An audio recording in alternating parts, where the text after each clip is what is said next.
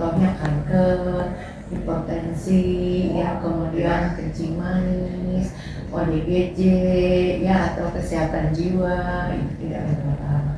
Nah, kalau surfing itu adalah surveillance dan imunisasi, ya, jadi imunisasi misalnya pada balita, pada anak sekolah, pada ibu hamil, ya, itu namanya imunisasi. Kemudian surveillance itu biasanya surveillance, kemudian bencana dan penemuan misalnya penyakit di masyarakat biasanya akan dikunjungi surveillance seperti itu. Ada laporan setiap minggu, ya, seperti itu. Nah, kalau itu tadi apalagi pertanyaannya? Mengenai masalah kesehatan yang paling menonjol di wilayah kerja Ibu, khususnya di bidang apa? Di masalah kesehatan, jadi sebenarnya yang menonjol banget sih nggak ada ya. Setiap saat mungkin bisa berubah-ubah, ya. Kalau misalnya yang paling di masyarakat itu misalnya kayak kasus DBD, walaupun misalnya kasus nggak begitu tinggi, tapi ketika ada itu pasti biasanya cukup menyolok. Karena apa? Karena kalau ada penemuan DBD pasti kan ada kunjungan ke rumah, ada pemeriksaan jentik di sekitar rumah, otomatis kan masyarakat sekitar pasti tahu gitu kalau ada yang sakit DBD. Apalagi kalau misalnya harus tindak lanjut selanjutnya, misalnya ada yang harus ditindaklanjuti dengan misalnya pembersihan sarang nyamuk, ya, jadi PSN, ya. Kalau misalnya ada yang DBD, ada penemuan jentik, mungkin tindak lanjutnya ada yang harus PSN, ada yang pemberian habate, mungkin ada yang harus dengan edukasi, ada juga mungkin yang harus fogging. Jadi tidak selamanya fogging, karena kalau fogging itu hanya membunuh nyamuk dewasa. Yang sebenarnya yang benar-benar sebenarnya bisa menghilangkan kasusnya itu dengan PSN yang rutin dan terus-menerus serta kompak, gitu, ya. Mungkin tadi juga sekaligus programnya yang yang menjalankan, ya, sudah terjawab. Selanjutnya, kira-kira kendala apa yang sering dihadapi dalam pelaksanaan program tersebut? Pada umumnya sih kendala yang berarti atau yang sulit sih nggak ada, semuanya bisa dijalani. Contoh misalnya program imunisasi misalnya, kadang kan ada orang yang dilarang imunisasi oleh orang tuanya, mungkin takut atau gimana, mungkin takut efek samping atau gimana. Tapi setelah diedukasi, nah, atau misalnya setelah temannya juga nggak apa-apa, atau diedukasi betapa pentingnya imunisasi, kalau tidak diimunisasi nanti resikonya begini. Jadi akhirnya orang tua misalnya yang tadinya melarang anaknya diimunisasi, akhirnya jadi mengizinkan. Jadi setiap ada kendala biasanya dicari tahu kendalanya apa, nanti kita berusaha mengatasi kendalanya. Dan setiap program itu beda-beda kendalanya, ya. Jadi masing-masing program, oh ini kendalanya, ini penolakan orang tua. Terus misalnya ada program yang lain, misalnya kayak taruh misalnya pemberian obat cacing, misalnya kan cacing termasuk penyakit menular juga, ya. Misalnya si anaknya nggak mau minum obat gitu, ya, bisa aja seperti itu. Atau si anaknya takut kalau minum obat, nanti diedukasi. Misalnya kalau nggak minum obat nanti banyak cacing di dalam tubuhnya, misalnya seperti itulah contohnya, ya. Atau misalnya kendala, nah ini misalnya, ya, untuk pemeriksaan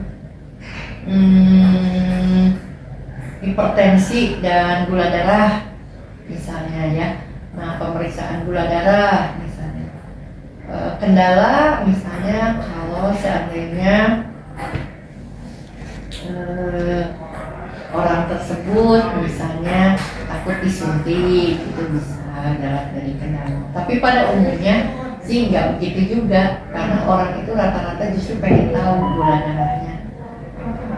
Jadi hampir dikatakan kalau secara program sih insya Allah mudah-mudahan sekarang ini orang udah mulai disadarkan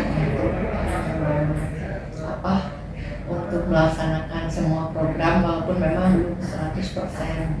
Kendala-kendala sakit bisa, atau kendala misalnya lagi keluar kota, misalnya waktunya imunisasi, atau waktunya misalnya kunjungan ke posyandu. Ke posyandu kan tidak imunisasi.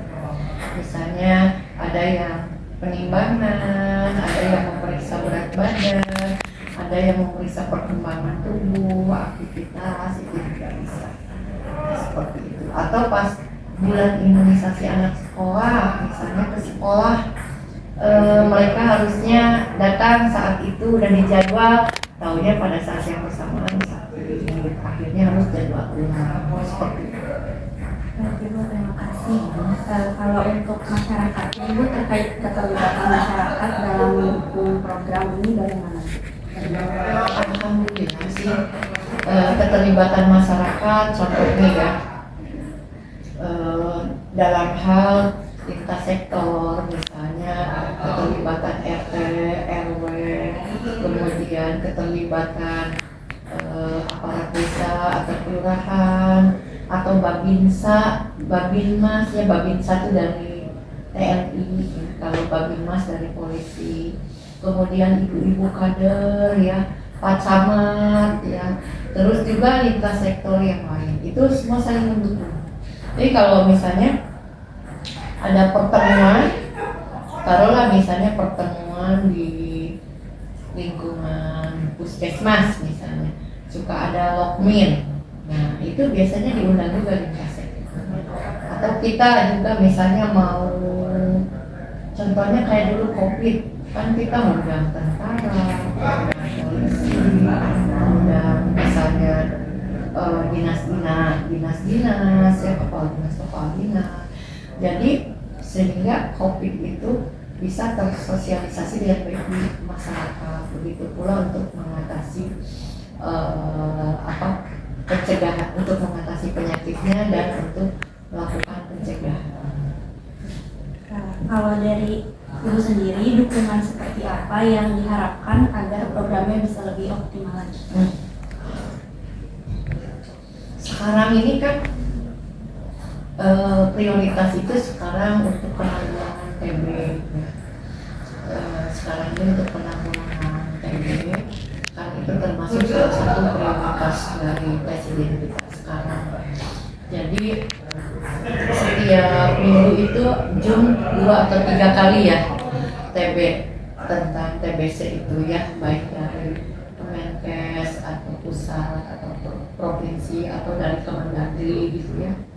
Jadi kita bahkan nanti akan dibentuk kayak kelurahan atau desa siaga tinggi ya.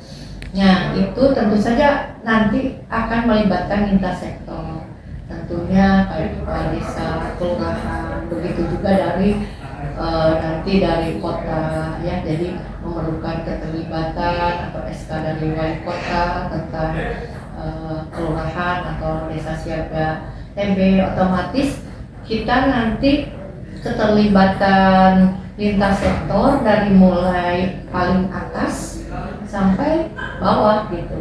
Jadi berharap semuanya itu memang mendukung untuk penanggulangan TB, karena TB termasuk penyakit yang penularannya